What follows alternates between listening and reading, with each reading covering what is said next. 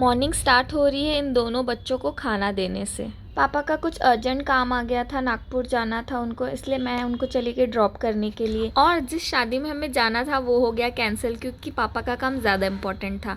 तो अब मैं करूँगी डी पैकिंग। पहले कभी जब कोई प्लान कैंसिल हो जाता तो मैं बहुत दुखी हो जाती थी, पर अब मैं सोचती हूँ कि जो होता है अच्छे के लिए ही होता है। जब मैं अपनी ज्वेलरी वापस रख रही थी तो मुझे मेरा ईयरिंग मिला, जो मेरा एक फेवरेट ईयरिंग था और मम्मी ने उसे तोड़ दिया था। और मैं जिन चीज़ों को पसंद करती हूँ ना उन्हें बहुत अच्छे से रखती हूँ, तो मैंने इसे फिक्स कर दिया। अब काम कर ही रही थी तो मैंने सोचा कि चलो थोड़ा सा साफ सफाई कर लेते। अगर आपका घर भी हाईवे के पास है तो आप समझ सकते हैं कि यहाँ कितनी डस्ट आती है हर दूसरे दिन। जब भी मुझे कोई आइडिया आता है ना तो मैं उसे लिख लेती हूँ, और लिखने के लिए जब मैं नीचे बैठी तो मेरा क्यूटी पाई आ गया मेरे पास बैठने के लिए। और तभी ना बैकयार्ड से मुझे एक बिल्ली की आवाज़ आई। ये बिल्ली और कोई नहीं, ये मीनी की गर्लफ्रेंड लगती है मुझे।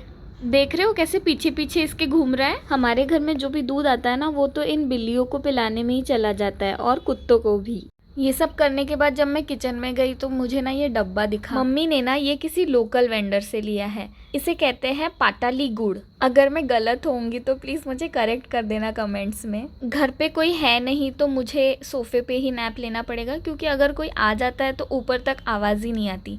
पर उसमें भी परेशान करने के लिए मुझे ये आ गया। परेशान करते हुए भी कितना क्यूट लगता है ना। शाम को मेरी बहन आ गई थी तो हम लोग चले गए पानी पूरी खाने के लिए। मिलते हैं नेक्स्ट व्लॉग में, बाय।